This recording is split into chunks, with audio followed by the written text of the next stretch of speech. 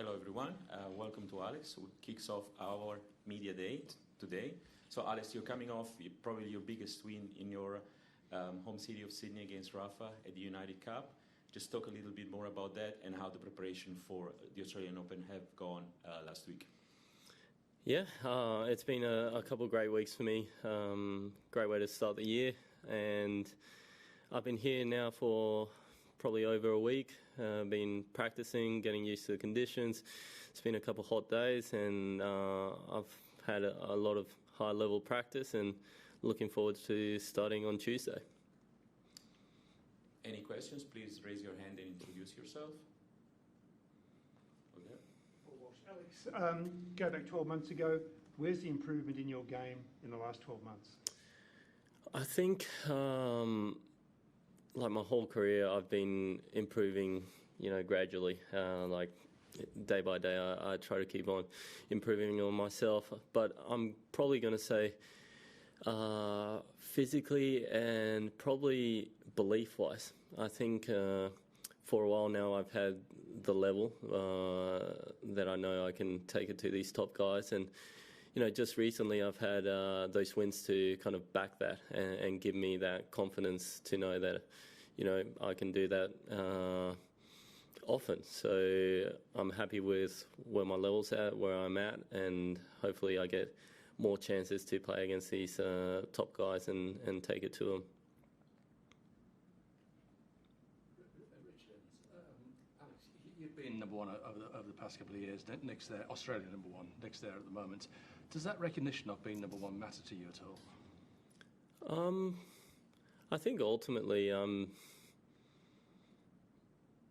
just happy if Australian tennis is doing well. I mean, I think I'm happy, we've made the final of Davis Cup in both the men's and then the final at the Billie Jean King Cup. I think it's ultimately, if you look at the bigger picture as Aussies, the more Aussies we can have in the top 100 and playing the slams and really pushing each other just to get as close as we can as we once were as a nation. I mean, this nation has such a rich culture and history in tennis, and I think we're just going in the right direction, and it's good to see that we're all competitive, and whenever any Aussie does well, it's great for the whole country. Alex, just following up on that, I mean, Nick's a walking headline, there's a lot of hoopla around him and the rest of it. I mean, very little splits you guys in the rankings and that. Does that just sort of, do you prefer that kind of low-key, preparation and the like do you like just to kind of just do your own thing without kind of all the, social media or buzz or whatever it is sort of around? I think ultimately that's been me my whole career. I'm out there and I'm just trying to work on myself, try to keep improving. I've got my goals and ultimately what I want to achieve in life is get the most out of myself, the most I possibly can. And that way I can finish my career and be satisfied with the effort and the work I've put in ultimately. But, I just take things how it is. I'm a very chilled guy, so I'm easy with whatever happens. I enjoy playing here in Oz. The crowds are always amazing, and I'm looking forward to another chance of doing that very soon. Hi, Alex, David Law from the Tennis Podcast. What do you see as your potential still within the sport? From where you are now, what do you see yourself being capable of? Well, I want to see myself at the top. I think there's no secret on that. I do believe that I've got the level to get there. I think right now it's just a matter of confidence and self-belief. I think there's a very interesting kind of era of tennis coming up with a lot of chances and opportunities, and I sure as hell want to be one of those guys that's at the top of the game week in and week out. So that's where I want to be. If I could just ask a very quick follow-up. In terms of getting to that position, you're a guy who's very fast around the court. You can play great counter-attacking tennis. You also hit the ball hard at times. What do you think is going to be the best formula for you to get where you want to go? Is it going to be as a counter-puncher who can soak it up, or are you going to need to always be trying to take over points?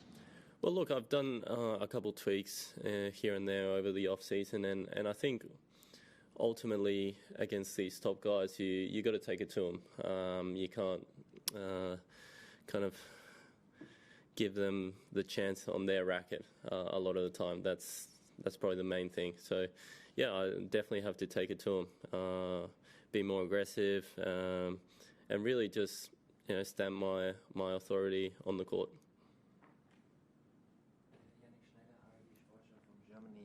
Alex, as an Australian voice, as an Australian top player, 1 year after what happened with Djokovic and all, how do you see the whole story from an Australian point of view? And also, what do you think about Craig Tiley's comments that if people don't behave, they get kicked out of the stadium towards Djokovic? Well, I think as a tennis player and looking as a competitor, it's great to have him at the tournament, because ultimately you want, at any event you're playing, you want to be playing against the best, and that's, you don't want to be winning a tournament or winning matches when you're not playing against the best, because it takes away the merit. So I think it's great to see him back here. He's had a great welcoming in Australia, so it's great to see.